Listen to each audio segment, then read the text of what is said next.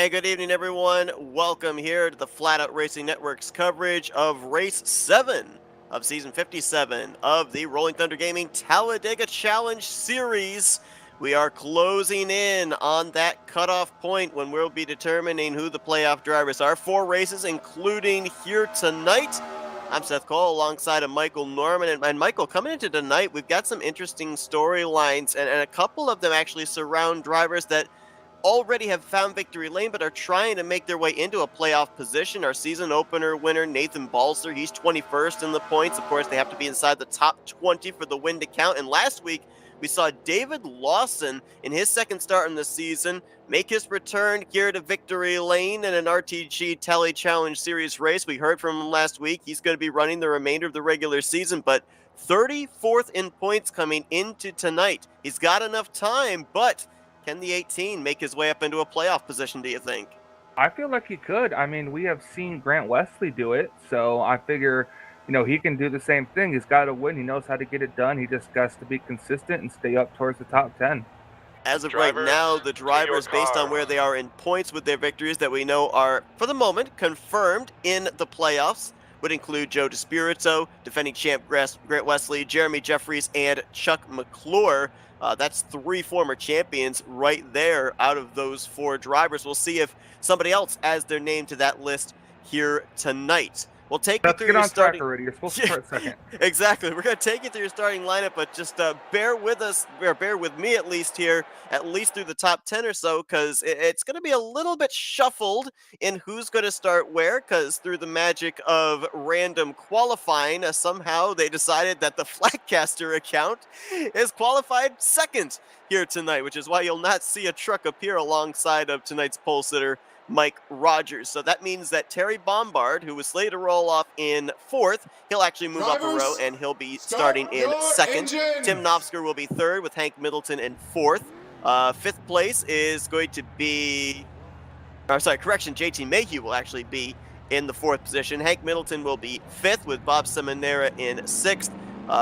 Bernie Mobbs, Chuck McClure, and Richard Martin, along with David Lawson, they're going to be the top 10s. Looks like Mike Rogers is going to be EOLing himself. So now we've got Tim Knopfsker. They'll be the one to lead us to green. In row 6 is we'll find Mark Paglia and Wiley Coate. Row 7, Doug Kulik and Joe DeSpirito. Row 8 is going to be Jeff Crivello and Josh Metallic. Row 9 with Jeremy Jeffries and Brian Schilling coming off that victory last night in the Aero 88 series. And then completing the top 20 is where we'll find Bob Dixon and Jessica Shelton. Glenn Harris, Nathan Balzer, they're back in row 11. Row 12 finds Dave Melson and Tom Dixon. Row 13, Cy Jones and Grant Wesley. Ron Hagelin shares row 14 with Greg Palmer. Your top 30 completed by Kelly Causey and Milt Surratt. 31st, it will be Billy Elliser, Rodney Sullins in 32nd. 33rd, Bobby Farrell. 34th, Donnie Garrett. 35th place is where we'll find John Godfrey. 36th, Dante Rickey. And 37th, last car in the field here tonight will be Sonny Tallman. So 37 drivers scheduled to take the green flag here tonight. The 2 drivers that were slated to roll off 3rd and 4th going to be our front row here, with Rogers EOLing himself, not wanting to start in the pole. Knopfsker moves from 3rd up to the point. And with the Flatcaster fiasco, as mentioned, Terry Bombard moves from 4th up to 2nd. I talked about this just before we came on the air here, Michael. We've seen, and we've heard from race admins before as well, the bigger the field, the more likely it is that we'll end up having a big wreck here at Talladega. The Superspeedway is very well known for it. Here tonight, this close towards the end of the regular season, that could be catastrophic for somebody's playoff hopes. Oh yeah, absolutely. It's always terrible when you get caught up in a big wreck like that, but with more cars in the field, that's more points you have to lose. So not only is it just sucky for your night, but it's terrible for your points day as well. Tim Knopfsker had a good run last week. He's tied for 11th in the point standings coming into tonight's race. He's still looking for his first trip to victory lane this season, as he will lead us to green, and we're underway in race number 7. Really late green flying there. They were almost at the start-finish line when they started going up through the gears, but that certainly helps Tim Knopfsker. He's cleared with the top position going through 1 and 2. Don't want to get too far ahead, and he's getting a little too far ahead. Hank Middleton now along with Bob Seminara. Seminara's going to swap from bottom to top with Terry Bombard. That leaves the door open for Chuck McClure on the inside. And now if you're Tim Knopfsker, which lane do you block? Looks like he's going to go with the middle line. Just 2 and the 10 get together already. Seminara up to the back bumper of the 10. Ooh, close to that left rear quarter panel through the center of 3 and 4. Middleton looks loose on the bottom. My goodness, these cars skating around here in the first lap of this race. And there you see the 18 of David Lawson, last week's winner. He's that third truck on the inside line looking for back-to-back victories. I mean, nothing will help you move your way up through the point standings any better than max points with a victory. That's very, very true. Oh, Middleton's truck does not look happy on that inside line. That's at least the second or third time he's pushed up the racetrack through the center of the corner. Bombard's truck doesn't look all that steady either. Up second in that outside line. Very curious question. Are you having scoring issues with 10? Because on my end, for some reason, it's not scoring the 10 car. The 10 car on my end is being scored with a black flag, the 88 as well. That have something to do with how late that green came out? Did they cross the line before the green flag flew? I'm getting that same telemetry issue you're having. They're showing them right now both tail end of the lead lap in 35th and 36th. It's fixed for the 10, so the 088 must be next. 10 is fixed for me as well. That's interesting. I don't think I've ever seen that happen before. So your scoring's going to look differently, folks, on the top of your screen. It's going to be showing the 088 and the 10, at least for a brief moment, at the tail end of the field. As soon as the scoring does get updated, it should also correlate on the ticker. The 088 of Knopfsker, the 10 of Terry Bombard, they are in first and second. We're just waiting for scoring to catch up with itself here.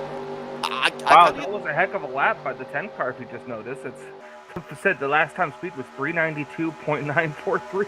Yeah, I just saw that it was a 7.5 second lap time for the 088 of Tim Knopfsker. I think that might fail post-race inspection. 295 for the 088 now this time by, so... Wow. You may notice there is another driver, another scheme that we're not used to seeing week after week up here. We've seen in the past couple of weeks JT Mayhew make his return here to Rolling Thunder Gaming, and he is the fourth truck in that outside line. The Chips Ahoy 338 Chevrolet lined up nose to tail there behind Seminara and right in front of Bernie Mobb. So, we ended up seeing David Lawson in a limited number of starts this season go to victory lane. There's no saying that JT might not be able to do the same here tonight. It's a super speedway race, and what everybody loves about a super speedway race is anybody has a shot of winning. Very true. As long as you're in contention, you're right there. Top side starting to form. We're 3 wide, back around. I think that is the 16th, 17th position with Jeremy Jeffries and company, but the outside line being led by Joe DeSpirito in the 24. He's got Josh Metallic, Brian Schilling, Grant Wesley, some fast trucks up there with him. Looks like Terry Bombard might have just bowed out of this lead group as he jumped down to the inside line with nobody down there, so I think he's kind of decided he wants to drop back and kind of watch the mayhem in front of him rather than be up in the thick of it. But once the 143 of Bob Dixon gets up to him, I'm not sure where the 10 truck's going to be able to go. He can go below the apron on the backstretch if he wants to, but that might be a little dangerous. See if that's what he chooses to do. Is now Dixon catches up to him. Glenn Harris there as well. Cy Jones in the 7. David Lawson stuck in the middle, and there was a little contact, I think, right there between himself and Terry Bombard as Bombard got really, really tight off of turn 2. Almost got the 18. I mean, better than Gilbert Godfrey. Touche. And that 24. I'd laugh, but my mouth is right. 24, making some moves, making some momentum on that top line. And Bernie Mobb looks like he is going to jump up there. He was thinking about it, then deciding against it, thinking about it. Well, it looks like he's jumping back down in front of Richard Martin. Can't seem to make up his mind whether he wants to go up there or not. It all really is determined on if the 24 of DeSpirito, the 39 Metallic, can actually get that line moving forward again. They seem to have lost the momentum they gained. Now they're going to pick up another truck. That's Richard Martin in the 43. And that's the one thing about super speedway racing that I don't think we talk a whole lot about is the fact that in order to get a line to move, you've got to have a number of trucks up there. But as a line makes its forward movement, if a truck jumps up in front, for a brief moment, it actually stalls that line out, and they have to get that momentum back. So while Joe DeSpirito and company are certainly glad that Richard Martin jumped up there and increased their numbers in that outside line, it is going to lose them that momentum they had prior, and they're going to have to try and see if they can get it back to move into the top 5. All about momentum at this racetrack. Tim Knopfler continues to lead. Of course, as typical RTG, you've got the battle within the battle, and we are now into, I believe it is the 3rd round, yes, of the Tally Challenge bracket series coming into tonight. Of course, a lot of the drivers that have been eliminated in the first 2 weeks have moved down to the losers bracket, but on the winners side of the bracket tonight, the battles are going to be between Jeremy Jeffries and Bernie Mobbs, Glenn Harris taking on Donnie Garrett, Joe DeSpirito versus Brian Schilling, and Chuck McClure against Grant Wesley, a couple of former champs there duking it out for a trip to the 4th round of the winners bracket, the semifinals of the winners bracket. So that should be a good one to keep an eye on during the course of this race.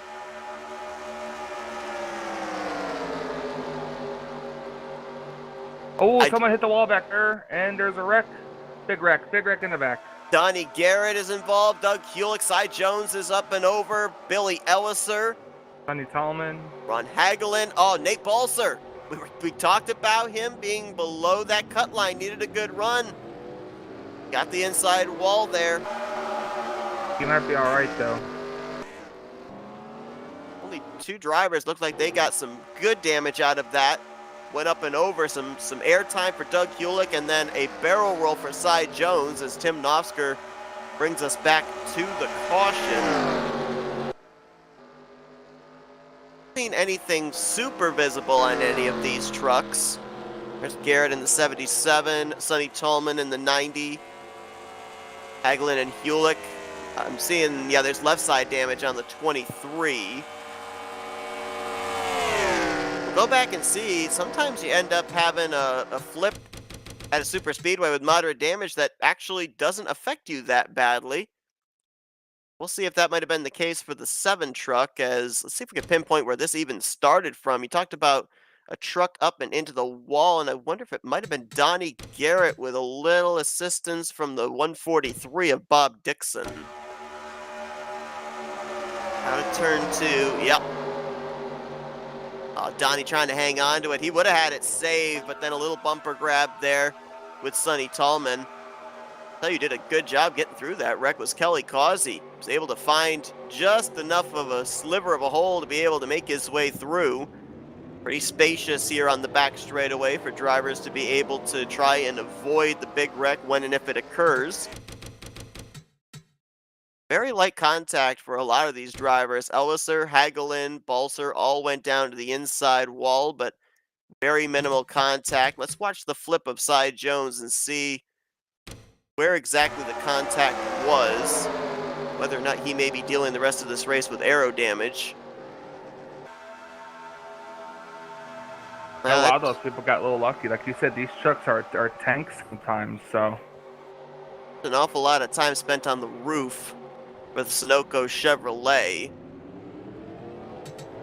I'm not certain if that would be considered a harmless flip or not. We'll obviously have to wait once we go back green. No way that the roof camera survived on Cy Jones' Silverado, but let's see if we can get inside the cockpit. How quickly this happens. No opportunity for Cy Jones to react. Fortunately, that thing landed back on all 4 wheels. Otherwise, he probably would have had to call a tow and would have lost a lap as a result. Also fortunate as well that took place back in maybe the latter third of the field, so there wasn't a whole lot of oncoming traffic. Otherwise, that wreck could have been a lot bigger than it was. See if we can update the drivers that have come to pit road for damage repair. Well, as it looks like we've had a number of drivers come down pit lane here just to top off the fuel tank, maybe a few taking on some right side tires, as 5 drivers elected to stay out an extra lap. Jeremy Jeffries, Bob Dixon, Kelly Causey, Mike Rogers, and Doug Hewlick. Dixon, of course, would be staying out the extra lap, probably taking the responsibility for the caution. The driver that is responsible for bringing out the yellow has to pit the second time around. Tim Nofsker won the battle off pit road, so right now he is in 6th, but if these top 5 come to pit road, he would re-inherit the lead. Seminara, Mayhew, McClure, and Paglia were the top 5 coming off pit lane, as Jeremy Jeffries is indeed, yes, going to come down pit road. Causey's going to stay out an extra lap there in the 00. Interesting call. I can't wait to see what the fuel strategy is. You never know what's going to happen at a track like this, so fuel strategy could be the very important thing in tonight's race. Kelly Causey comes into tonight's race just below 10th in the standings. He's tied for 11th in points with Tim Nofsker, 9 points outside of the top 10. And again, we have to remember, and we'll be driving this point home during tonight's race and the remaining 3 races prior to the postseason beginning. The way that you are eligible of making it into the playoffs is if you finish in the top 10 in the point standings or have a victory and are inside the top 20 in the point standings. So for some drivers, they're looking for that victory lane golden ticket. Other drivers, they're just looking for the consistency to be up inside of the top 10. The lights are still on the pace car, so this looks like, to me, for Kelly Causey, this is a play to get a bonus point for a lap led, come to pit road the following lap. He was already towards the rear of the field. He was right in the middle of that wreck on the back straight and was able to get through it, so not really losing much in terms of track position from the throwing of the caution to the throwing of the green, and he's getting a bonus point to boot. Points are ever so crucial. They are indeed, so he will probably be on pit road this next lap. We gave you the top 5 when everything cycles around. 6th would be Bernie Mobbs, 7th Hank Middleton, Richard Martin would be 8th. David Lawson looks like he'd be 9th, and Josh Metallic would be up in the 10th position. Like Doug Hewlick, a little bit of extra time on pit road, getting some damage repair done on the 23 Toyota. Nathan Balser also a couple of times down pit lane here under this caution period. Cy Jones came down pit lane after his barrel roll. They didn't really hold him for that long. He has returned to the racetrack on the lead lap, but of course, once we go back green, we'll have to see if that truck has sustained aero damage and whether it will be up to speed or not. Causey coming to pit lane, and so that will turn the race lead back over to the 088 of Tim Nofsker, who, as mentioned, he's still looking for his first win on the season. Nofsker found victory lane multiple times last season. 2 of the wins, as I recall, actually took place during the playoffs, so wanted to make his way into the playoffs this season, and much like Causey, just barely outside of the top 10 in the point standings, but certainly trying to see if he can find victory lane here in race number 7. There's the lights out top the pace car, so they're going to get themselves doubled up here. Perhaps maybe Nofsker's time to shine is in the playoffs. Could be.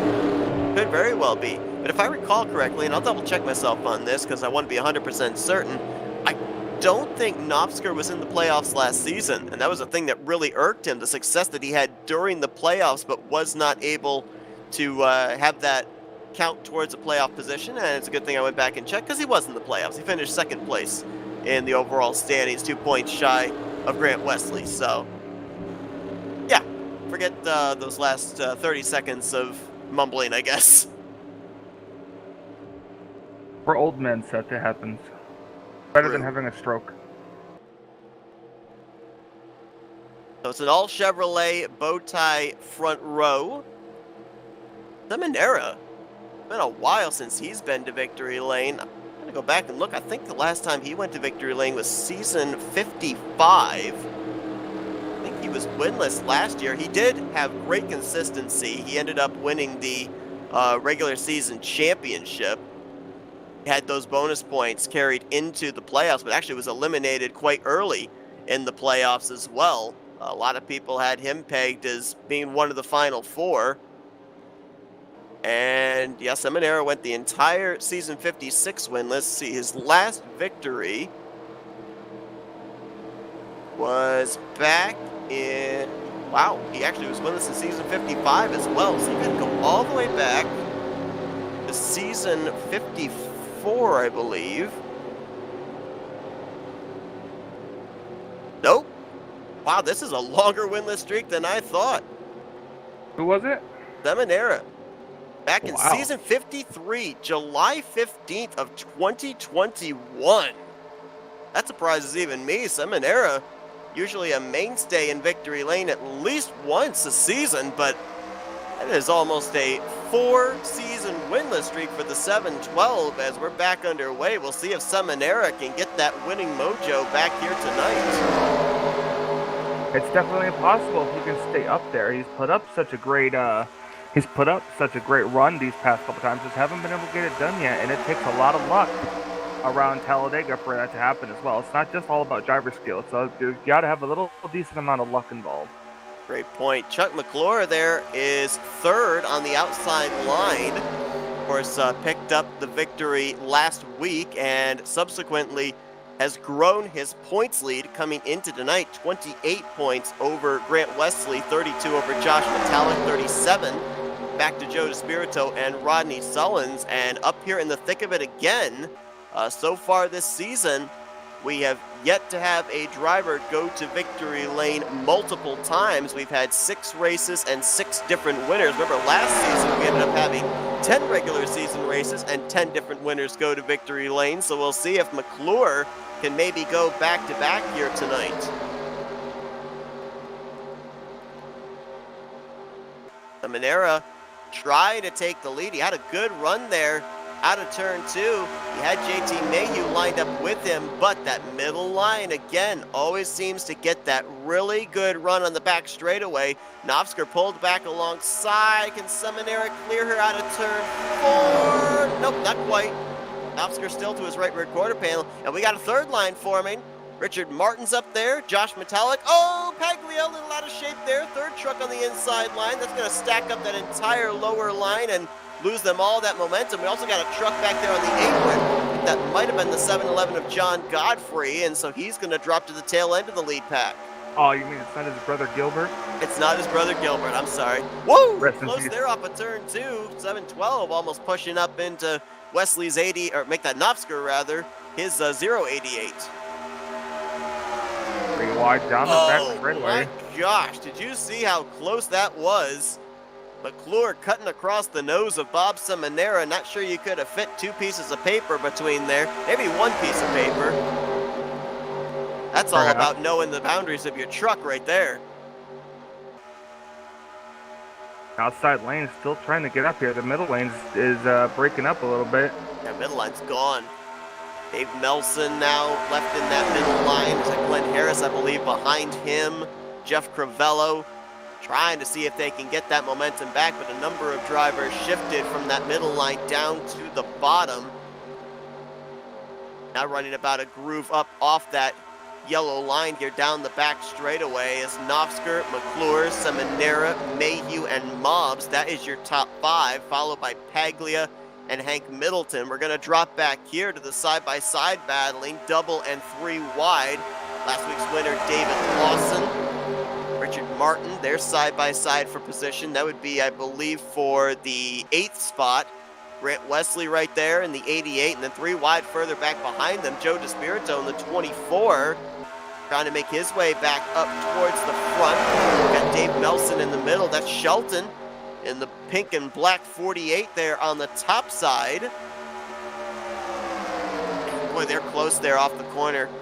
That inside line truck keeps pushing up, and the middle line truck doesn't seem to be given a whole lot of room. We've had a couple of times here where contact has been made. Good news for the 7 of Cy Jones that we saw go up and over in our first and up to this point only caution of the day. Looks like that truck is up to speed and still in this lead pack. So one of those harmless flips here at Talladega. Apparently no aero damage sustained, or at least if there is aero damage, it's the kind that as long as you're in the pack with someone pushing you, you're still going to be up to speed. So looks like at least for the moment, all the drivers involved in that yellow flag are up to speed, still on the lead lap, and we've got ourselves an outside line forming. Hank Middleton puts his Monster Energy Dodge up to the top of David Lawson. That's for the 8th position. Trying to get up there to get that outside lane going. That bottom lane became the middle lane now. So we'll see how much momentum this top side can get. Also got some trucks trying to pick up some spots on the inside line. I saw Jeremy Jeffries there, also Grant Wesley, Joe DeSpirito, trying to take the shorter way around the racetrack, but not with much help. Jessica Shelton sliced from top to bottom. She's going to draft with David Lawson's got Greg Palmer there, and maybe a little contact between Middleton and Paglia there exiting out of the trio. These drivers, there is no side drafting in NR. That's just not a thing that exists, but you could certainly maybe make a little contact with the driver you're battling and try and stall out that line. It's a risky game, but sometimes these drivers have got to do it. Absolutely. Like right now, your top 3, 4, 5, 6, maybe 7, they're pretty satisfied to just ride for the time being, maybe get themselves prepared for our first round of green flag pit stops if we get to that point. These drivers went back green, I believe it was on lap 13, so they've still got quite a ways before we get to that point where they would have to start thinking about pit road. That'd be somewhere in the vicinity of lap 32 to 35, I would say, based off the fuel numbers we're given here. That's why we're starting to see some drivers migrate down to the inside line, try and see if they can move their way up to the front. Nobody at this point up at the front running down on the inside line, but as we've seen in the past, no doubt guaranteed that we're going to see them when we get closer to that point. They're going to move down to the inside line to have that easier access to pit road, as Hank Middleton got shuffled out. He's getting pushed to the back. Nobody up in that third lane to help him. Shelton has now jumped from top to middle, middle to bottom. She's now trying to lead that inside line forward with Greg Palmer, Grant Wesley, Joe DeSpirito, and more, trying to get up there to the 7th spot to the inside of Dave Nelson into turn 1. So Jessica trying to lead that inside lane now. We'll see if they can get good momentum down the inside lane too, Seth. And I'm sure these cars are approaching their pit stops here soon. Yeah, they'll be getting to that point pretty soon. Talk about the man, David Lawson off the nose of Jessica Shelton. No caution yet. More wrecking behind him. And that will bring out the yellow. Oh, Lawson's up and over. Bob Dixon, Ron Hagelin. Big contact there, as I'm pretty sure Lawson's truck slid back up the banking of turn 3.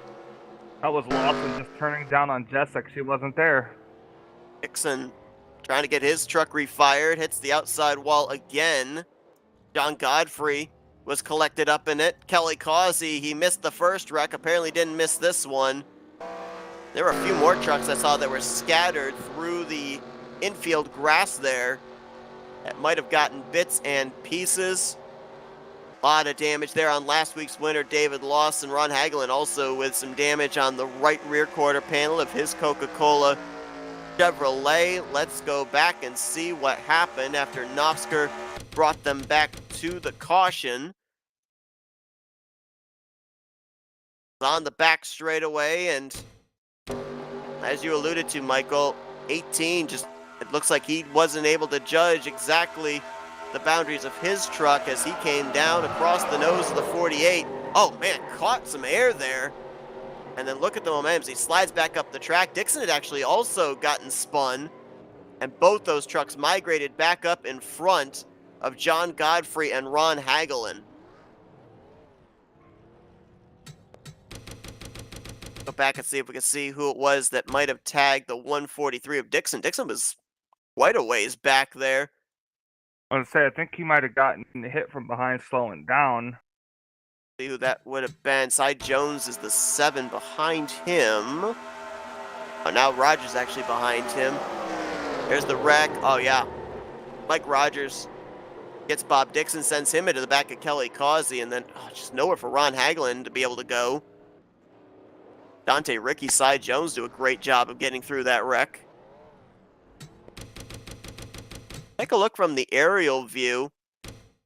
try and figure out if that was a misjudgment on the 18 or if maybe something mechanical went on there. Because even just from our vantage point there, it didn't look at all like the 18 was clear on the 48. I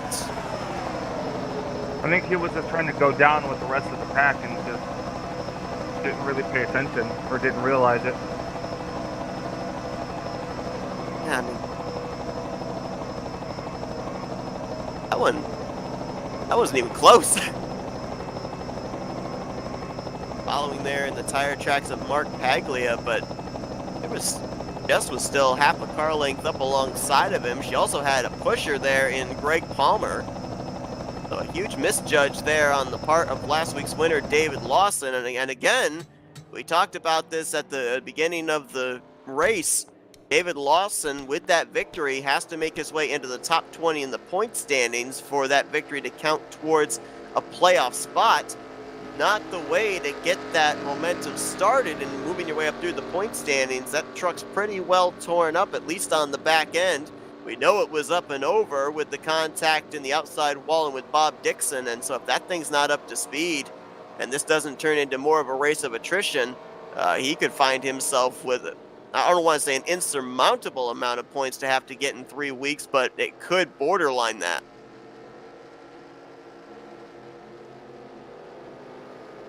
So we are Catching back up here. and we're waiting to see who's going to be the leader. Looks like Novsky's going to be the leader again. Terry Bombard stayed out to lead a lap. And real quick, I just noticed that we have a retiree. That's Nate Balser, our winner from the season opener, 21st in points. Needed a good run tonight to get back up into the top 20, and he will be finishing 36th here tonight. That's another driver in 3 weeks that is going to have to gain back a lot of points in order to be eligible for this season's playoffs. I was going to say doubling up here, but the lights are still on the pace car. Like Lawson has returned back to the track. Still on the lead lap. Ron Hagelin has done the same. Another Bob retiree. Dixon also. Oh, well, as soon as I say that, yep, that's Ron Hagelin. Did have him scored still running, but he has brought it to pit lane, made the left-hand turn to the garage, and he's going to get credited for the 35th position. So it looks like it's going to be Novsker that'll be leading us back to green. Still got another lap and a half or so of pacing here at this 2.66 mile super speedway. So as they get themselves settled out into where they're going to be restarting, which will probably be somewhere around lap 27, lap 28, we'll step aside for a quick break. You're not going to miss a thing. We're going to take you FRN side by side.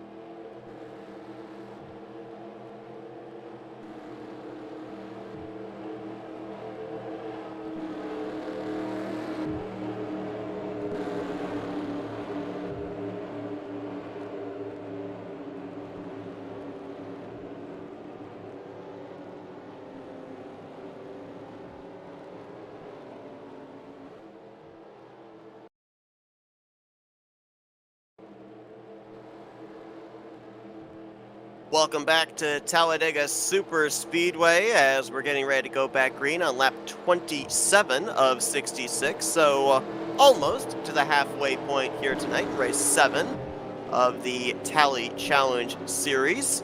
Tim Nofsker, so far, he has been the guy out in front of the 25 laps completed. He has led 17 of them.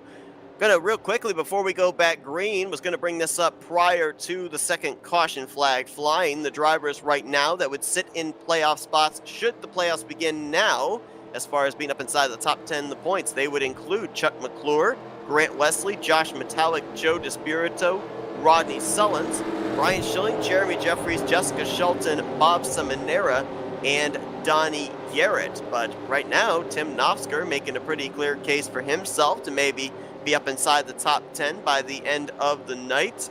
We've also seen Hank Middleton up here towards the front. Bernie Mobbs was up inside the top 5 at a certain point.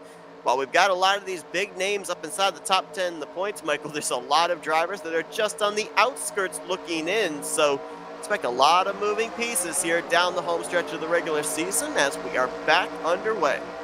40 laps to go here tonight, and like you said, we have a bit of a breakthrough up here. Did something happen? Jeremy Jeffries is that lone truck there. Rodney Sullins and company. I don't know if something... Oh, maybe it might have been the 011. Mike Rogers. I see him up on the outside. Maybe he was trying to get out of driver's way there at the Somebody restart. just didn't really get going. But he got through it okay, though. No caution, and ooh boy, we might be going 3 wide here, several rows deep. Look at that top line. Whoa! Hang on to it, Josh. Metallic getting all out of shape as he got bumped in the center of the corner by Brian Schilling. There are places you can bump, but there's also a lot of places where it's a no-no to bump. And in the center of 1 and 2, in the center of 3 and 4, those are 2 big exclamation points of please do not bump me there.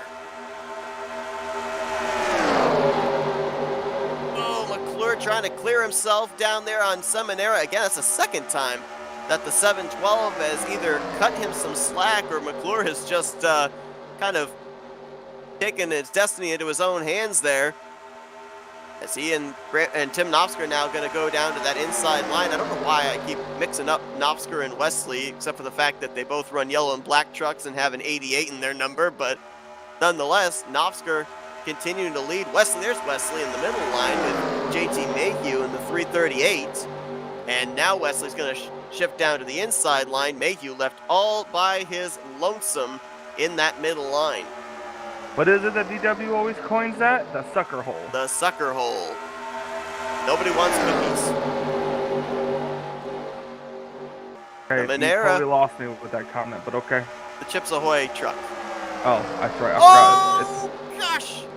That was very nearly a big wreck there as Seminara was dancing left and right, trying to figure out which lane he wanted. Bernie Mobbs forced his way to the inside. There was definite contact and a nice save. Oh, Seminara, I don't think too pleased about that. Came down into the passenger side door of the 31. It's getting spicy up here at the front as now Seminara stuck in the sucker hole. We got a wreck in the back. Someone just got out of shape. Mike Rogers around. Is that going to bring out a caution? It is, as he's collected up Billy Elliser in the 26. Lot of damage to the front end of Rogers Chevrolet. Leaders would have taken the caution at that point, I'm pretty sure. Yeah, Billy Elliser nowhere to go. They're definitely doing their best here. But take a look and see what happened back there, though. Let's see exactly what occurred.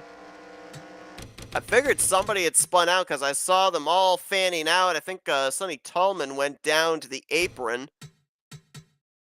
Oh, it was a stack up. It was a stack up. That both the 26 and the 011 were caught up in. It was a stack up. Gosh. Dante Ricky got real loose. They all stacked up in front of it, and then the 011 and 26 just had nowhere to go. You know, as a Casey Mears fan, it hurts me to say this, but that was Mears-esque, with them just nosing it straight into that, I don't even think that's a safer barrier there at the entrance of pit road. This truck has no safer barriers. Take another angle at it. Looks Looked like that stack up you're talking about started further up with, who was that? Middleton, Ricky. Oh my gosh.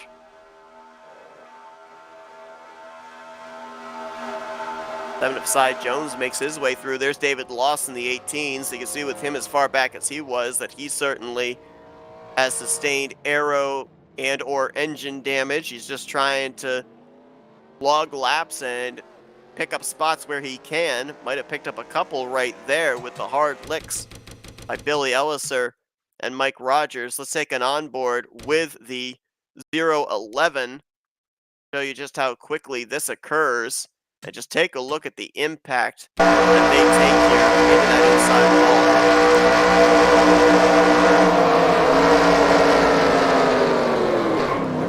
Man. That was at about 130 miles per hour, folks. Very scary. Caution out for the third time tonight. And this is kind of, I don't want to say it's messing with, but it's certainly making things interesting in terms of the fuel numbers for these guys, because we know that the fuel window is between 19 to 21 laps, depending on how much you're able to save during a green flag run. We're now going to be entering into halfway once we go back green, which according to those numbers means that these drivers should be able to make it the rest of the way on one more pit stop. The question is, though, when do you make said pit stop? Do you wait until the very last moment? Do you maybe come to pit road a couple laps sooner, which would be the fuel window to make it the rest of the way? Or, I mean, does another caution come out and completely take green flag pit stops out of the equation here tonight? It probably possibly could. You never know what's going to happen. We had, what was it? I think the first 3 races, I don't think we had a round of green flag pit stops. The last 2 weeks we have seen green flag pit stops. Matter of fact, green flag pit stops in the last 2 weeks have actually, in many ways, played a factor into who ended up winning the race, who ended up cycling around in the lead pack. We'll see what side of the coin this race is going to fit here tonight, as Mike Rogers has taken his truck to the garage area. He'll finish 34th, joining Ron Hagelin and Nathan Balser. Billy Elliser, David Lawson, a couple of others coming down pit road. They are not lap trucks. They are on the lead lap. I also just noticed a lengthy stay on pit road for the 8 of Jeremy Jeffries. Not certain what that's all about, but he's going to be starting pretty close towards the tail end of the field.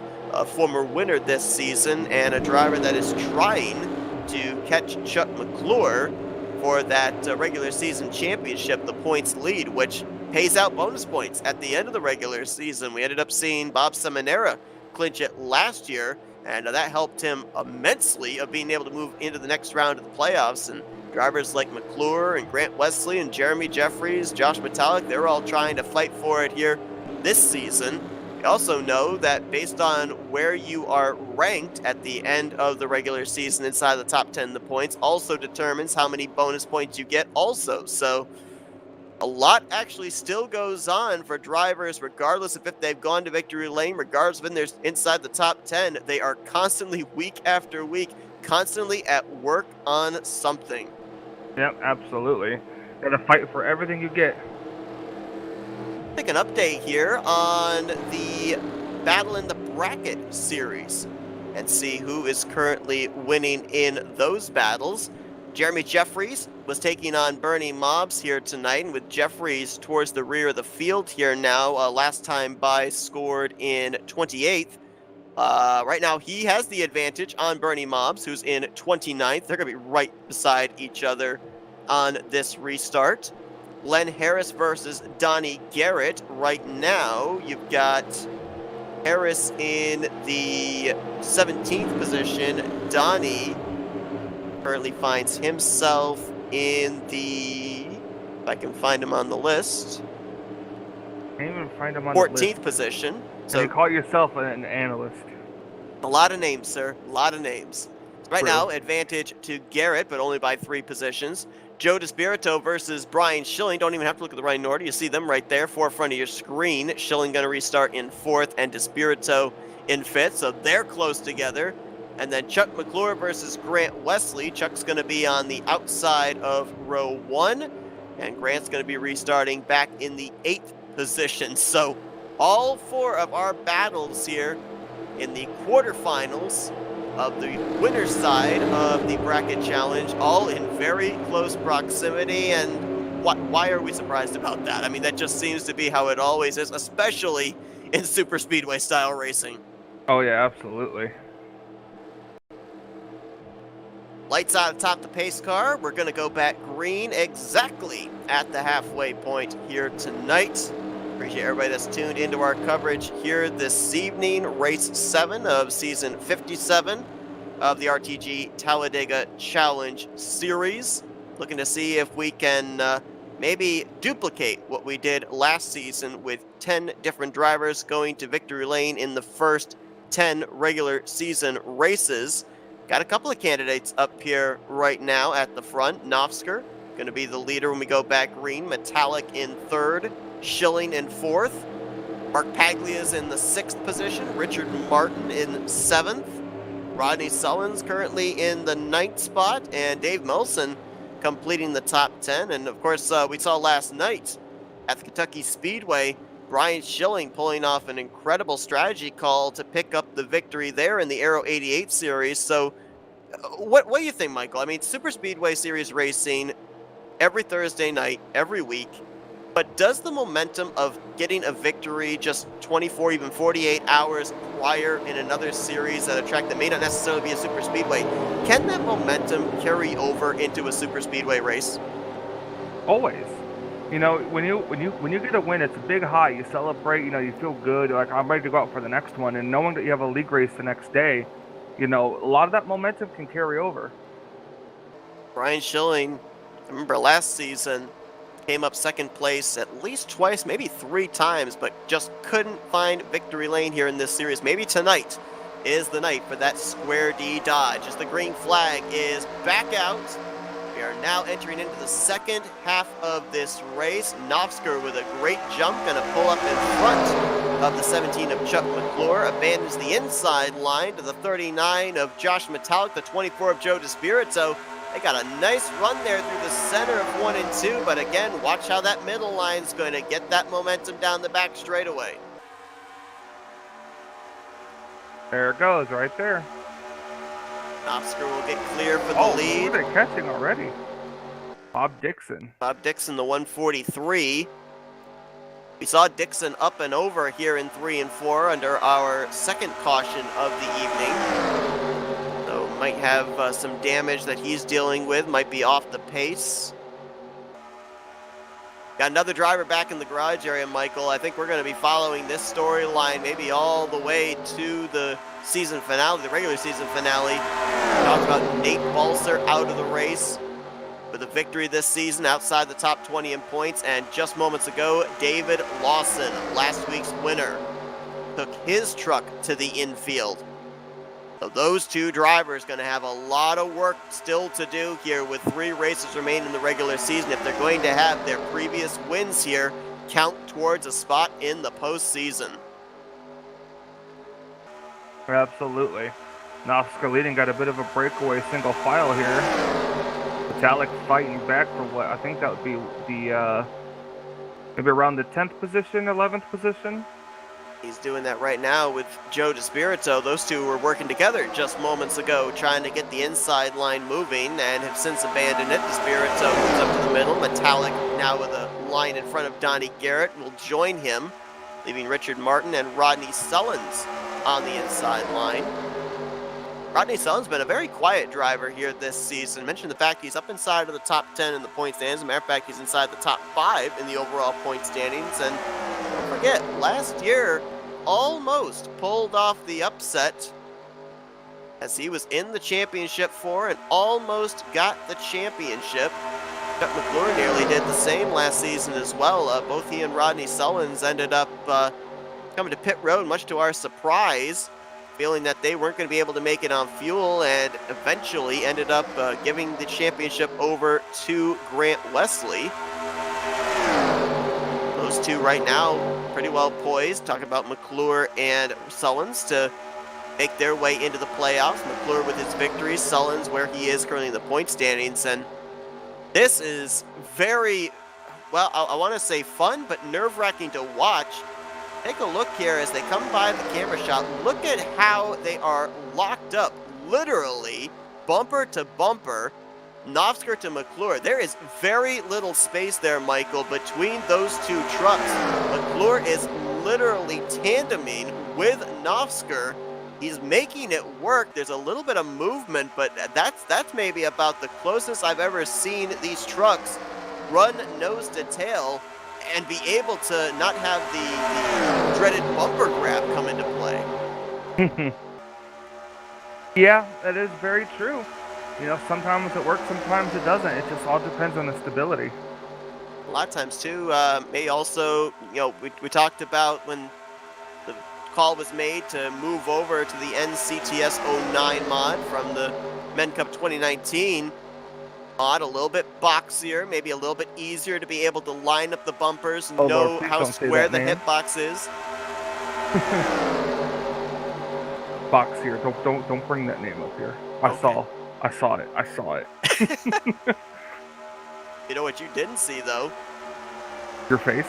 You didn't see Wow, I can't believe I actually said that. You didn't see last night. Last night, Jeff Supta driving It's the Great Pumpkin Charlie Brown car, and Charlie Brown was the driver of that machine. That's irony. That was irony. That was dedication right there as well. Speaking of dedication, we got a dedicated Highline. Segway, Donnie Garrett leading Joe DeSpirito. They've gotten up at least to the 7th position, now looking for 6th on Dave Melson. Josh Metallic there as well. Been a little bit surprised, and maybe we'll end up seeing it more prevalent when we get closer to the end of this race, but really, Michael, there has not been a third line tonight that has had momentum. We've seen in the past, especially near the beginning of the last couple of races, the last couple of weeks, we've seen 3 wide at the front all the way to the back of the pack. We've really not seen that here tonight, and I don't know necessarily what it is. It seems like if a line gets momentum, it lasts for 2 laps, and all of a sudden they then get broken up and the momentum's gone. We have not really seen a dedicated outside line be able to make any forward progress further than maybe 4th or 5th. Yeah, it depends on how much put together they are. Sometimes, you know, you see their momentum get broken a lot, so that could be a big factor. No 3 wide through this field. It is double wide, if anything. This kind of almost looks like Tetris right now. You've got a line on the inside. They connect with a line all the way on the outside back to around the 20th position. Then you got another lane on the inside. Now you got them breaking up a little bit. A couple drivers jump down to the bottom. JT Mayhew, Greg Palmer, Dante Ricky. Yeah, nobody really staying that dedicated, as those numbers jumping down to the inside line are going to take numbers away from this outside line. And there you see it, kind of throwing in the towel, waving the white flag of surrender as Donnie Garrett tucks in line behind Dave Melson's Wonderbread Chevy Silverado. He peeks the nose out again, trying to get something going, but just don't seem to have that momentum on the top side at all. I mean, look right there, Hank Middleton jumps out of this group, gets the inside of Rodney Sullins. He had more momentum, more of a run by himself, and those 6 trucks ahead of him stacked up on the outside line. Must be something on the outside lane that's not helping their progress. Not sure what. Ooh, little shove right there from DeSpirito to Garrett. Saw the 77 get out of shape. Pinning down as low as he can to the passenger side door of Grant Wesley through 3 and 4. Well, they got him alongside of Dave Melson at least, and they're coming up on a slower truck. I believe that might be Billy Ellisler's 26. No, he's got a lot of front-end damage after he nosed it along with Mike Rogers into that inside wall just at the entrance of Pit Road. Elliser just logging laps in that KFC Chevrolet. And he's now going to go a lap down, joining the 143 of Bob Dixon. So those two drivers right now would be in the free pass positions. 2 lucky dogs per caution if we are to see a yellow flag at some point here.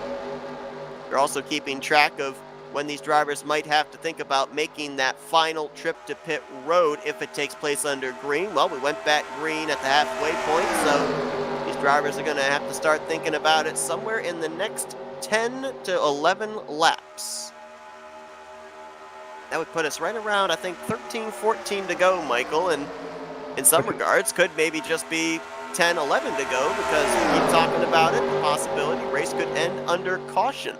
Absolutely. And plus, not only that, no matter what, this will be the last pit stop, whether it's green or not, till the end. So if they can get it in the that is, of course, once it comes out like right now. But for the most part, it would end up being about the final pit stop for them. And we've seen so many times in the past where that final pit stop, the money stop, a lot of drivers that we see up inside of the top 5, top 10 for the entirety of the day. Just one mistake, whether it's miscommunication on where somebody's braking zone, where their line's going to be when coming to pit lane, whether it's maybe getting a black flag for speeding, maybe even just making contact with somebody after you've already made it on the pit road. We've seen a lot of different ways how drivers have ended up having top 5, top 10 finishes, maybe even race victories thrown away. Pit road plays as much a factor in the outcome of these races as the race itself above that double yellow line. Is it's getting a little antsy back here. 7th place on back. Opsa Manera moved down to the inside line. Nobody there with him. Joe DeSpirito and Hank Middleton were slicing and dicing, trying to figure out which lane they wanted to be in. Metallic's now stuck on the top side there with 43 of Richard Martin. A lot of moving pieces going on here, and I believe there's another truck up ahead that the leaders are about to catch. That is, oh, that's Dixon again in the 143. That would put him a 2nd lap down. Sonny Tallman and Cy Jones have lost the lead pack, so they are not at this point in danger of going a lap down. They've still got roughly 35 some odd seconds between themselves and the race leaders, but they are indeed off the pace, tandeming together. So if this thing remains green, they could find themselves off the lead lap at some point in time, as when they hit the line, it will be 20 laps to go, and we're now starting to see, Michael, everybody's migrated down to that inside line. So 20 laps to go this time by, yeah, so yeah, we'll so see. Fuel window is technically open for these drivers to come down pit road now. They should be able to make it the rest of the way on fuel, but as we know, with super speedway racing, you usually want to go as far as you possibly can, because the less amount of fuel you have to put inside of the truck, the less amount of time you have on pit lane.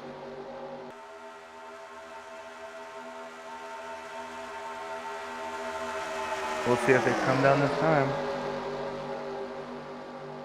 Not seeing any lighting up of the radio signals just yet. Knopfsker has dominated this race. He's led 37 of the 46 laps completed. The only other drivers that have led laps here tonight, 2 laps led apiece by Terry Bombard and Bob Seminara, and then 1 lap apiece for Chuck McClure, Hank Middleton, Kelly Causey, John Godfrey, and Jeremy Jeffries. So it has been the Tim Knopfsker show here tonight. Oh, someone blinked out. Not DeSpirito, I think, in the 24. No, Donnie Garrett in the 77. Blinked out from the 6th or 7th position. He has reappeared, but a little heart-stopping moment for drivers up there inside of the top 10. That'd be a shame there for Donnie Garrett if indeed he did fall out. He's had a really solid run here tonight, of course, as well, in the battle for that. Whoop! Pit stops. He's in the battle for that Cali Challenge Bracket Series. That looks like a half dozen coming down here. Yep, about 6 cars. Knopfsker, coming down the first McClure, lap. Schilling, Wesley, Paglia, and Wiley Coates. Oh, looked like there was another one there. Oh no, that was Wiley again. Seeing the 6 car twice, saw the front, saw the back, thought it was a different truck. Meanwhile, side by side in the second group here, it's going to make it a little difficult. Now, if you're going to come down pit road and you're in that second lane, it's going to be very interesting here. Middleton has moved down to the inside line in front of Dave Melson. Middleton led that lap, by the way, so now 2 laps led for the 2 car. And who's coming down? Burrito, Melson, Middleton, Garrett. Boy. Almost was on a first-name basis with the corner of that blue wall. Richard Martin, Jeremy Jeffries is in, Milt Surratt, Bob Seminara I see there, Terry Bombard, and looks like Bernie Mobbs, part of that group. So that's group 2. Cy Jones, who is a ways back, he's coming down pit road this time. Looks like Crivello may have pit a lap prior than Wesley, or to make that Knopfsker & Company. And now, more than likely, you're going to have this group coming down pit road this time, being led by Josh Metallic, Rodney Sullins, and Kelly Causey. So Group 1 got on safely. Group 2 got on safely. Let's see about Group 3. Well, Group 3 is only 3 cars. Metallic, Hewlick, and Farrell. Sullins stays out an extra lap, as does Causey. JT Mayhew, Dante Ricky, Jessica Shelton, Glenn Harris. That's Greg Palmer there as well, and John Godfrey. That's your top 8 that are still yet to come to pit lane, and looks like they've got their hands out the windows this time. They'll be coming to pit lane. Then we played the waiting game of seeing who merges where once everything cycles around. That is provided that these drivers get onto pit road safely. Well, Mayhew stays out an extra lap. Interesting call there by the 338 as a couple of drivers almost snapping around there, hard on the brakes, but looks like everybody gets on safely. Boy, I'll tell you what, that might have been the cleanest round of pit stops we've seen in a long time. No spin outs, no contact made. Good job by all these drivers on the money stop, but now we keep our eyes on the telemetry and see if anybody might have gotten pegged by the speeding police. And also, who is going to cycle out where, as I believe this is going to be your potential battle for the race lead. Knopfsker, McClure, Wesley, Paglia, and Schilling. This group of 5 all locked up nose to tail for the moment. Knopfsker was scored 13th last time by. Scoring will update this time and move him up to 8th. And I believe that will be the 8 drivers that were just on pit road. He should get by all of them, I do believe. Yeah, there's Sullins, who led that final group to pit road. That, I think, right there was the exchange for the top position. Knopfsker back to the point. So now as we reset things here, Michael, you've got 5 drivers potentially to finish this thing out if a caution doesn't spoil their party. 3 of them looking for their first win on the season. McClure and Wesley, the only 2 that are looking to be the first repeat winner on the season. He's trying. It's interesting to see if these cars stay like this. I want to see what the gap is. Could those other cars reel them in before the end of this race? John McClure's numbers the last couple of weeks have been very impressive. That's why he's up at the top of the point standings. He had a 4th place run a couple of weeks ago. He had the victory 2 weeks ago. 2nd place last week to David Lawson, leading a race high 24 laps, and now up inside the top 5 yet again here with a shot of maybe going to victory lane for the 2nd time in 3 weeks. But it's a question of if he makes the move, when he makes the move, if Wesley, Paglia, Schilling, if any of them will go with him. Like John Godfrey, his night has come to an early end. Not sure what happened to him, but also looks like Dante Ricky. He was unable to avoid a speeding penalty. 84 has been black flagged. He will have to come in and serve that pass-through. So tough break there for Dante. Everybody else looks like they were able to make it onto pit road, got it down to pit road speed, and they have continued on. Let's take a look at the rest of the top 10. Here they are. This may not just be a 5-car battle, because you've got 9, I believe, trucks here in this second group. And They are making faster time than the 5 drivers ahead of them. Middleton, DeSpirito, Jeffries, Bob Seminara, Josh Metallic, Donnie Garrett, Rodney Sullins, Terry Bombard in this group, and JT Mayhew. So we may end up having a pack of 14 before all is said and done. Very true. Last time by, 47.877 for Nofsker, and a 47.821 for Hank Middleton. So that's 5 100ths quicker for pack number 2. And with 10 laps to go this next time by, I think they've got enough time. I think they have enough time to be able to reel them in, but they have to stay dedicated. They have to stay lined up because you know this group of 5 is going to stay single file until it matters the most. Absolutely. Yeah, it will. Another driver has just gone to the garage area, Sonny Tallman in the 90 truck. So we've got ourselves a half dozen drivers in the garage area now. I think Dante might have just fallen out. I'm wondering if maybe he might have gotten disqualified. Had that black flag. I don't think he came down and served it. Might have actually been disqualified for not serving the black flag penalty. Might have maybe been hoping that a caution would have come out and saved him so he could have served the black flag under yellow flag conditions. We'll update on that if we get a confirmation if there was a disqualification on the 84 or if he did indeed fall out. Oh my gosh, I thought we were about to have that second pack maybe be our 4th caution of the night as Joe DeSpirito was all over the right rear quarter panel of Hank Middleton, and I thought might have hooked him there off of turn 4. Pack number 2 continues to put down faster lap times than pack number 1. Lap time by 47.948 for Middleton.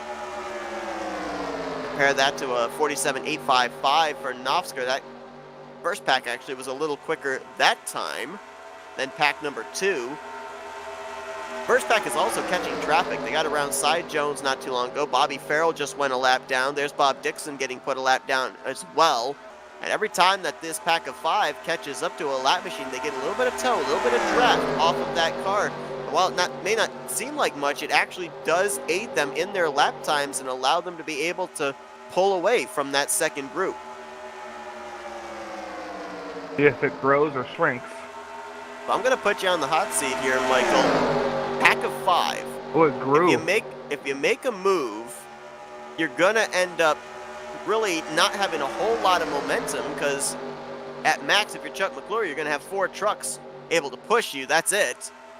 So how long do you wait if you're any of these guys 3rd, 4th, 5th place on back? Because you got to make something happen, but you don't really have anybody behind you to be able to push you. At this point, are you committed to pushing somebody else?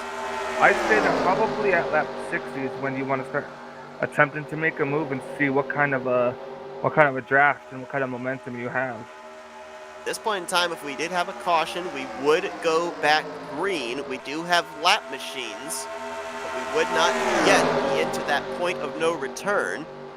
Bobby Farrell and Cy Jones are currently the drivers in possession of those free pass spots, but that's about to change hands because saw just up ahead Richard Martin in the 43, and just in front of him, Dave Melson, the 038. They are very close to being put a lap down, and they would be put into the free pass positions. It continues to be nose to tail, the top 5, and you know that the last thing they want to see is a caution, because as things stand right now, they've got almost 3 seconds back to 6th place.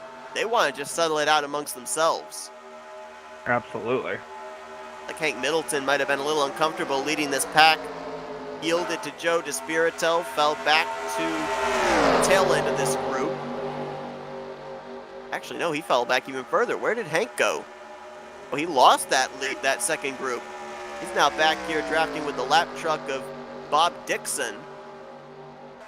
What was a pack of 9 lead lap trucks and now a pack of 8. They are a pack of 9 still. They picked up the lap truck of Bobby Farrell. But we'll see if DeSpirito, as the lead truck, might be able to help catch this group of 5. But they're running out of time, and to be honest, just looking at the numbers right now, I don't think they've got enough time to get up here. They need a caution. Well, I think around this point now, if they get one, we wouldn't be going back green. I have to go back and I'll have to go back and look once this race is over, but I think Tim Nofsker may tonight set the record on the season for most laps led in a Tally Challenge race here in season 57. He just completed his 47th lap led here tonight. And that's what, 2/3 of the laps that have been run so far, maybe more than 2/3, I think. Dominating performance, but the question is though, I mean, you can lead all those laps, you can get the bonus point for the lap led, bonus point for most laps led. Doesn't matter how many laps you lead though, if you don't lead that all-important last lap, and we'll see if he's going to be able to do it. We know McClure, that he is aggressive, he is hungry, he wants a multi-win season. He was close to having one last year. He won the season opener. We thought he had picked up a second victory after race 4 or 5, but then he ended up getting an EOL penalty. The win was then given to Rodney Sullins.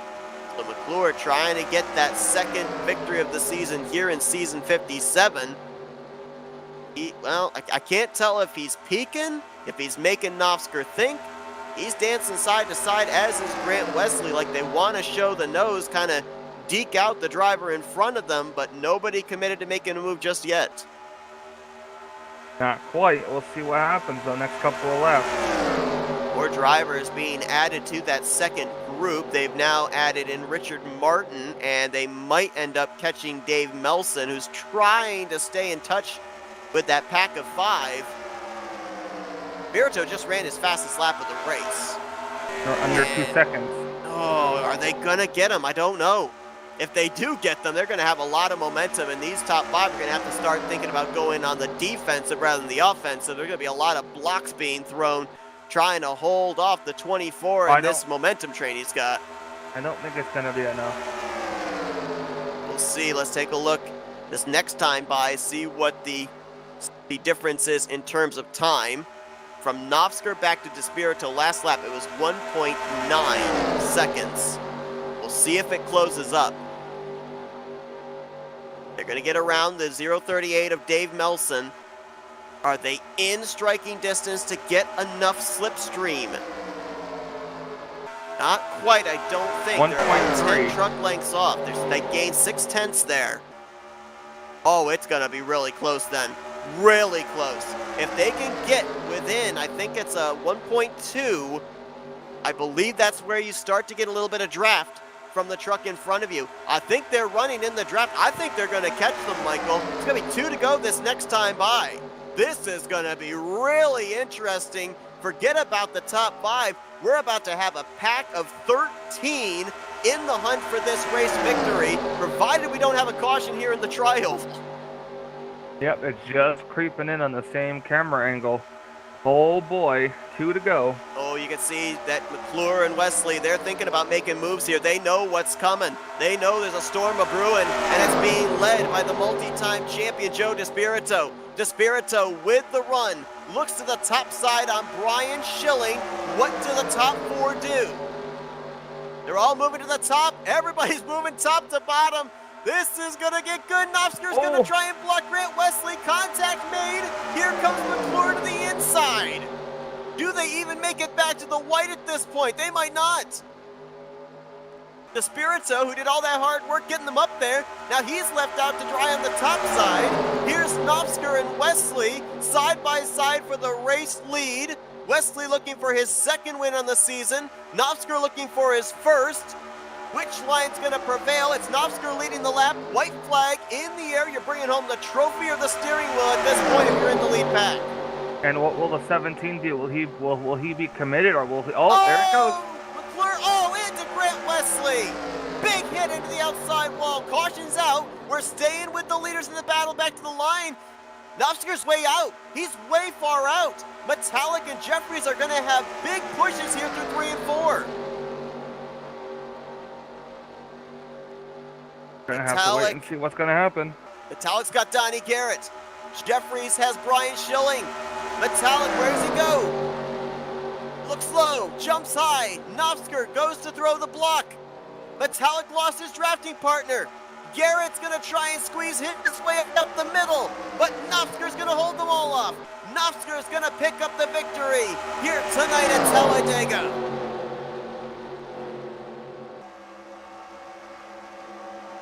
Tim Nofsker had to have the biggest rear bumper in the field in those final 3 laps.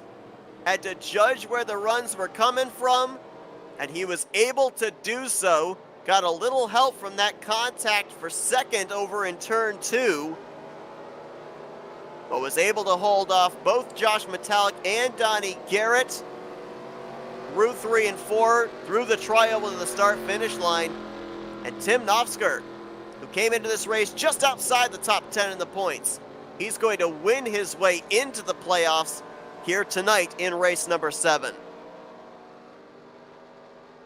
We'll go back in a few moments and take a look at the wreck there out of turn 2 that ends this race under caution, but did not affect the battle back to the line since we had already taken the white. We'll stay for the victory celebration here for Tim Nofsker, multi-time winner last season, was looking for his first win here in season 57, and don't want to tempt fate, Michael, but we've now gone 7 for 7 in different drivers going to victory lane here this season during the regular season. And we saw it last year. We did. Saw some underdog stories near the end of last season's regular season as well. We will be preparing for that in the upcoming 3 weeks as Nofsker burning it down here today. And what a dominating performance. 53 laps led of the 66 here tonight. Next highest lap leaders led 2 laps. 2 laps for 3 drivers, 1 lap led for, I believe, 4 drivers. Every single other lap was led by that 088. As Nofsker continues the celebration here on the front straightaway. That's a very impressive drift burnout there. Gonna try and make, well, I thought he was gonna try the whole tri-oval. Let's go back and take a look at what ended this race under caution. And I'm gonna be honest, I'm not completely in favor of what brought out that yellow. Saw it happen live. I don't understand it. Watch here, the 17 of Chuck McClure. I don't understand why you would push up and try and door bang a driver to your outside in the corner. Not too sure about that either. That just doesn't make sense to me.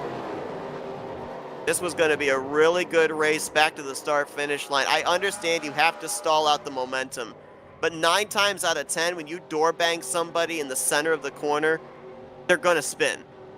Or if they don't spin, they're going to get pushed up enough that the truck behind them is going to get into their back bumper and cause a wreck. I don't understand that one, to be perfectly honest. And it took out a lot of good trucks, too, that were in the hunt for this win. Paglia and Wesley up into the wall. Despirito, Seminara, JT Mayhew, Bobby Farrell was a lap machine, but he got collected. Terry Bombard got a piece. We've seen aggressive racing here in the closing stages of these races, and a lot of the aggressive racing is clean racing. A lot of times, bumper grab will come into play. You can give a pass for that kind of stuff, but again, just not, personally not in favor of that contact that was made there. Not the right place, not the right time. No way that was really going to end any differently than it did. And subsequently, Paglia, Wesley, those two were going to be in line for, if not top 5s, probably top 10s. And crossing the start-finish line, Paglia 16th, Grant Wesley in 22nd. A lot of other drivers, too, missing out on good finishes. Despirito's going to cross the line in 17th. JT Mayhew in 15th. Again, these are all drivers that more than likely would have finished up inside of the top 10. But race standings are official as we take a look at those. Nofsker with the victory. Donnie Garrett brings it home for his best finish of the season in second. Josh Metallic there in third. Jeremy Jeffries in the 4th position. Rodney Sullins in 5th. So it's a lot of guys right there that were inside the top 10 in points, continuing to keep themselves up there. Schilling and Seminaire amongst those as well in 6th and 7th. Terry Bombard, he got contact from that last wreck there in turn 2, but was able to keep his truck pointed straight. He'll get 8th place as a result. Greg Palmer and Jessica Shelton, they're going to end up 9th and 10th. Kelly Causey in 11th, 12th for Glenn Harris, Hank Middleton 13th, Bernie Mobbs 14th, JT Mayhew in 15th, then Paglia, DeSpirito, basically from Mayhew on down. These were drivers that crawled back to the start-finish line after being involved in that wreck. Paglia, DeSpirito, McClure, Milt Surratt was not involved, nor was Wiley Cote or Jeff Cravella, but they were a long ways back, couldn't even get to the start-finish line before those damaged trucks. They get 19th through 21st, and they were the last trucks on the lead lap. Grant Wesley couldn't make it back to the start-finish line to take the checkers. He was credited for 22nd, first car one lap down. Hewlick, Dave Melson, Bobby Farrell, and Cy Jones also off the lead lap -1. Richard Martin was 2 laps down, 3 laps down apiece for Billy Elliser and Bob Dixon. And then Dante Ricky, Sonny Tallman, John Godfrey, David Lawson, Mike Rogers, Ron Hagelin, and Nathan Balser all finished this race in the garage area. The two big names right there that jump out to the forefront, David Lawson, Nathan Balser, 2 former winners this season. Both came into this race outside the top 20 in the point standings. They've got a lot of work to do here, Michael, with 3 races left in the regular season. Yep, absolutely. It's going to be, I can't wait for the rest of the season to kick off. Let's update real quickly, too, the winners of the quarterfinals for the bracket challenge. Jeremy Jeffries, he'll be moving on. Donnie Garrett will be moving on as well. Brian Schilling wins his battle. And it looks like Chuck McClure is going to be moving on in his battle. They were able to defeat their opponents here tonight. It was interesting, talked about the fact that it was really close when they were getting ready for that restart around the midway point. Everybody in close proximity in their battles, but pretty sizable gaps that they all ended up winning.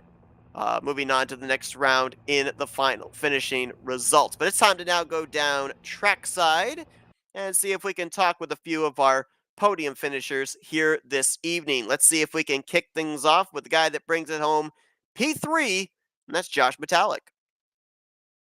Hey, Josh, Michael, and Seth up here in the FRM booth. You got us? Got you guys. Well, man, I'll tell you what. We were basically kind of calling this race as a 5-car battle there in the closing stages. Was looking like that second pack wasn't quite going to be able to reel in the first pack, but all of a sudden you guys seem to get a huge burst of momentum.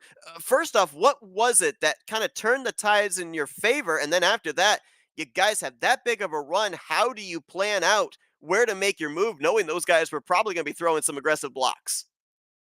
Yeah, it's all about the front 3, and if they can line up and stay nose to tail, I can lead the group up to the front or up to the group ahead. And it was kind of snaking back and forth, and we decided to shuffle the lineup a little bit and try a different top 3, and that worked.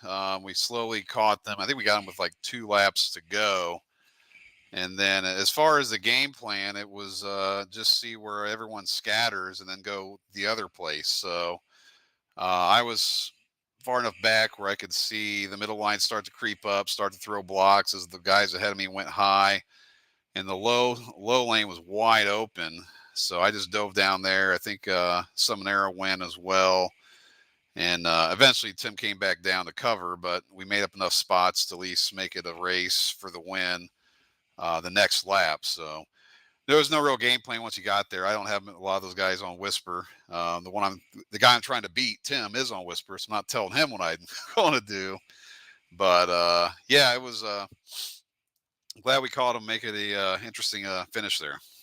Obviously, every driver that takes the green flag wants to be the first one back to the checkered flag. But if we look at the big picture, trying to make your way into the playoffs, you came in tonight 3rd in the point standings. And if you look at the last 4 finishes, including tonight, 2nd, 5th, 3rd, top 5s in the last 4 races. A lot of momentum right now for this 39 truck.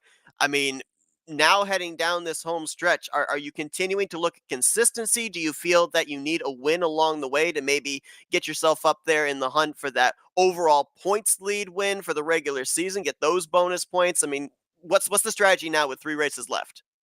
It's still the same. I mean, race 1, race 5, race 10. I'm just trying to get the best finish possible and not wreck in the process. Put yourself in bad spots.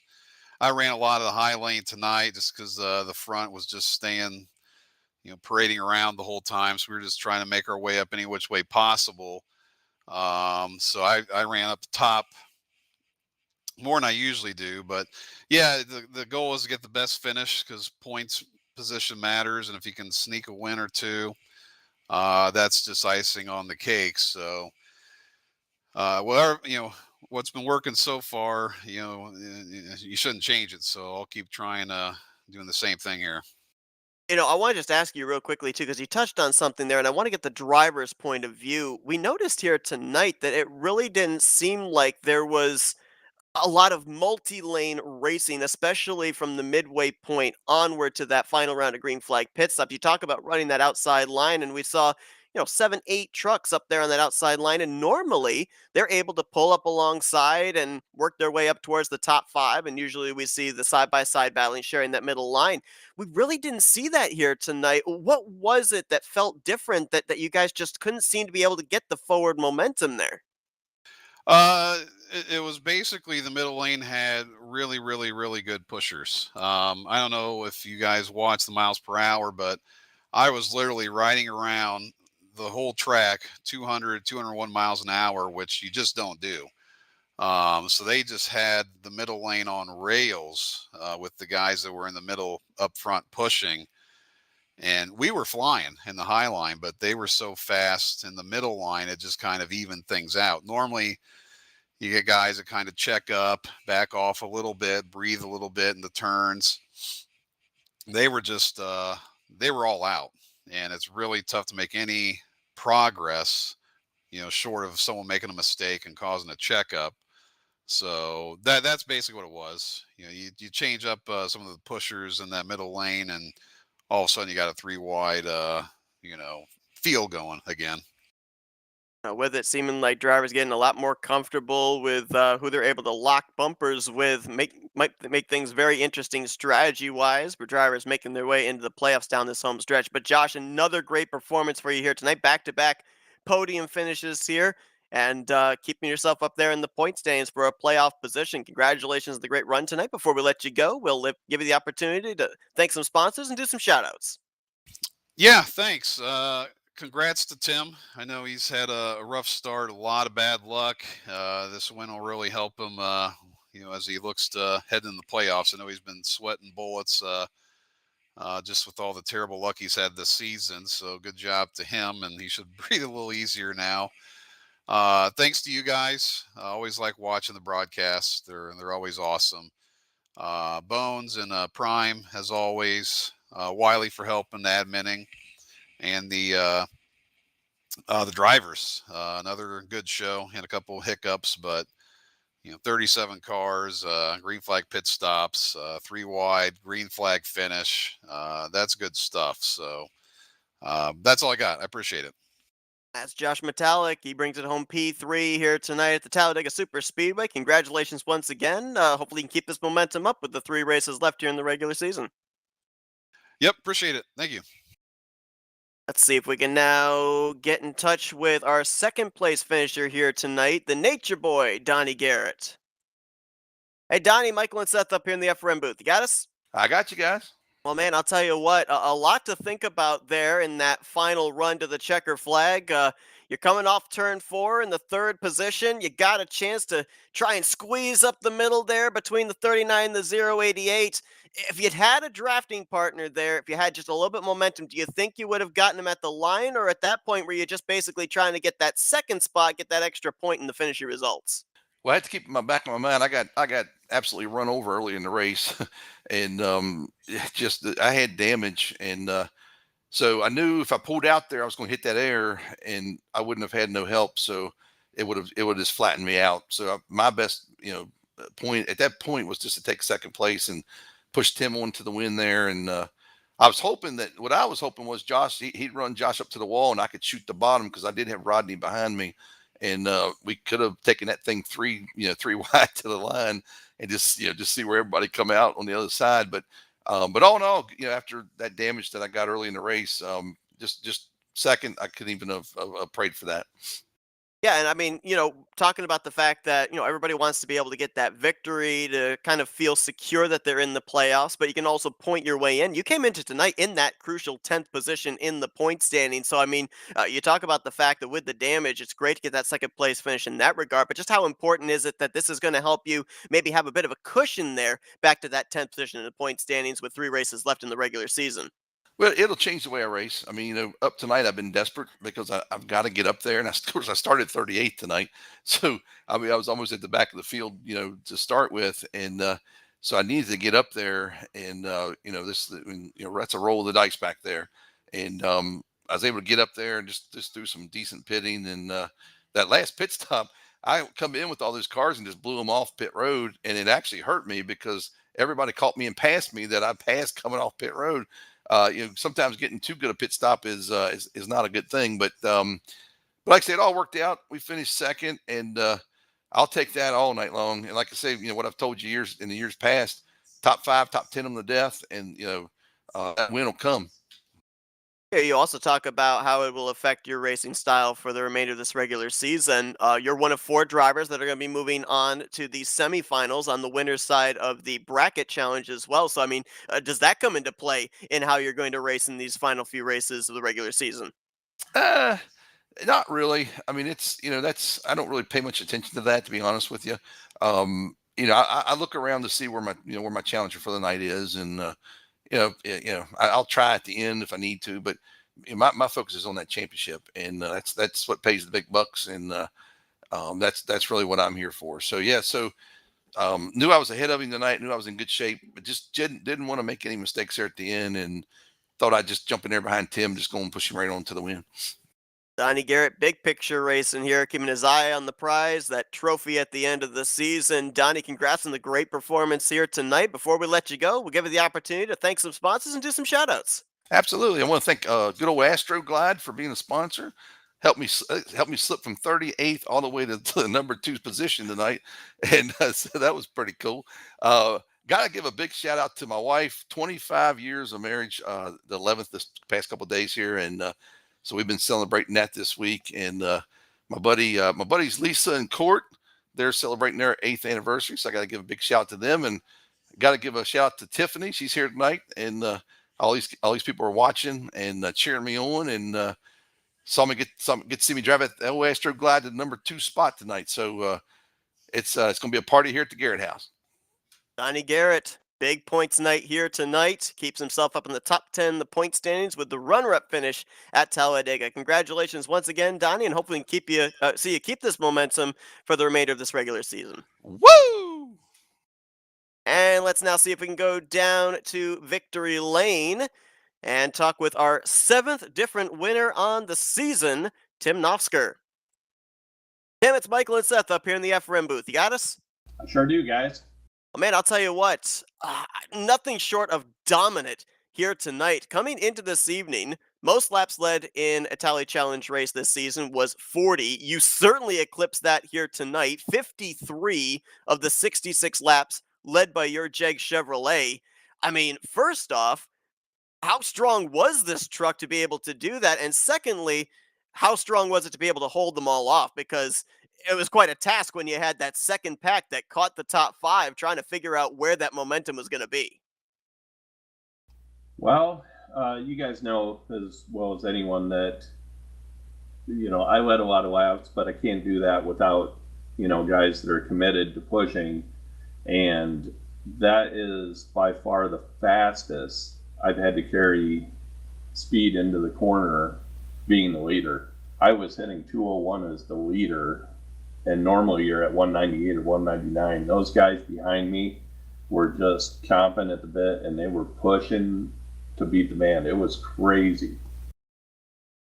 Now, one thing that we ended up seeing last year, Tim, was you ended up getting the victory that locked you into the playoffs pretty late in the season. And then once the playoffs began, we saw you really put together some solid outings, had a win during the playoffs, was up there in the Final Four, kept just short of that championship a little bit earlier. to victory lane this season. How much of a pressure off of you is that to now be able to go out there and maybe try and see if you can get yourself up there for the overall points lead for the regular season championship, or maybe get another win or two, rack up bonus points that way when the playoff standings are reformatted? It's an incredible weight off my shoulders.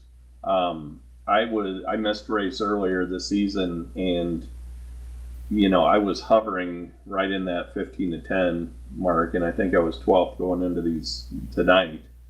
And my main focus was max points. Wanted to lead a lot. With the lotto start, you don't normally know if you're going to be up front, in the back. You never know. So when I was up toward the front, I was hoping to capitalize on, being up front, leading a lot of laps, leading a lap, just trying to max points. I figured if I could do that and still finish in the top 5 was kind of my goal. Things would take care of themselves as far as the points. I kind of lucked out because I was praying that second pack would catch us. And when they got reorganized there, they really reeled us in. And I was trying to figure out if they're going to make a move high, make a move low. I moved up high and I kind of pushed Grant out. I felt bad about that. But he was still in a pretty good spot there in the middle. And then when they wrecked right behind me, I had such a gap down the backstretch. And if those cars or those trucks behind me were lined up nose to tail, no way I could have held them off. But since they came up on me too wide, I kind of pushed Josh out just a little bit and then went right back to the bottom because I saw Donnie coming. And he gave me a pretty good shot there at the end to get me over the line. I think so many times a lot of people, the spectators, will take for granted how much work, how much effort goes into super speedway racing. And I want to, from a driver's point of view, go back to not only that run to the finish, but also just prior to the green flag pit stops. We heard from Josh Metallic just moments ago. He said it feels like a lot of drivers now are getting a lot more comfortable with being able to lock up the bumpers, being able to push and keep a very tight draft. We saw maybe no closer than you in the 17 here tonight in first and second for a majority of the second half of this race. How much pressure is it for you as that lead truck leading that tandem? What do you have to do to make sure that both of you are able to keep those bumpers lined up and don't end up getting the proverbial bumper grab maybe? It's so important as the leader of the group, just to, whether you're in the second group or third group, you just have to run a consistent line and keep it straight. It doesn't matter if you come off, you don't want to seek the line necessarily, come off high. You just kind of straighten it up and give them a target to hit. If you come off high and then try to get back low, it takes them a while. You're like snaking the line out. So it's important just to keep a straight line when you exit the corners and make sure they have a stationary target to bump. Well, Tim, a great run for you here tonight. Congratulations on the victory. Securing yourself a spot now into the playoffs. Going to be a lot of fun to see what you're able to do here with 3 races remaining, having that monkey off your back. Before we let you go and continue your celebration, we'll turn the mic over to you for some Victory Lane thank you, sponsors, and shoutouts. Well, first of all, I'd like to thank you guys for doing such a great job with broadcasts, and they're always fun to watch. I've got to thank Chuck McClure, Brian Schilling, Grant Wesley, and Mark Paglia. I mean, they were just incredible pushers all night. Even when they jumbled up the order, they were still just pushing the daylights out of me. It was fantastic. That probably got me the win because they couldn't really pull out. They were kind of committed after that last pit stop, but I've got to thank them because without them, no way in heck I'm winning this race. And then I'd like to thank Josh and Wiley, my partners in crime here. We're admins here on Thursday, so it's a great series, and I couldn't see doing it with anyone but those two. And I'd like to thank Prime and Bones for keeping the lights on here and keeping the wheels rolling. They do such a great job with that, and everything is just run like clockwork. And then on a personal note, I absolutely have to thank my daughter Lexi and my son-in-law Dan and Jackson and Chloe. They are my fan base, and they watch the races every Thursday, and I just love them all to death. And without that support, it wouldn't mean much to me. So, got to thank them for sure. Well, a dominating performance here tonight for one Tim Nofsker. He's your winner here this evening at Talladega, race 7 of the Tally Challenge Series. Congratulations, Tim. Go enjoy this victory. And again, going to be a lot of fun to see what the strategy is going to be for you when we take the green flag for these upcoming 3 remaining regular season races. All right. Thank you, guys. So as Nofsker continues to celebrate his victory here tonight, 7th different driver to go to victory lane here in as many races in season 57.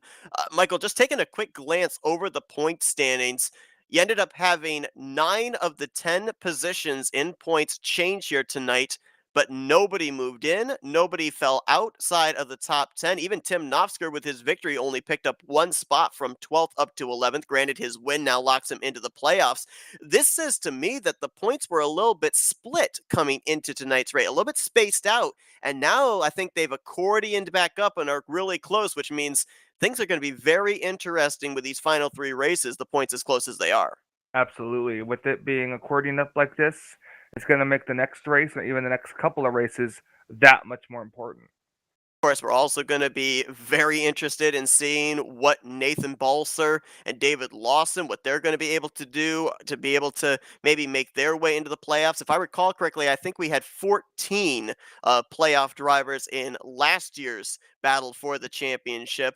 Right now, as things stands, we could have as many as 13, with Nofsker currently sitting outside of the top 10, but we still would need Balser and Lawson to be inside the top 20. We don't know exactly how many drivers are going to make it into the hunt for this season's playoffs, but we hope that you folks join us every step of the way, as we still have 3 more grueling races for these drivers, but exciting for us up here in the booth to bring to you guys before that playoff grid is put together. Congratulations once again to Tim Nofsker on the victory here tonight. Michael, it's been a good one here this evening. We saw a little bit of everything. Again, it came down to the green flag pit stops. Wild battle there to the checkered flag. Appreciate you joining the booth.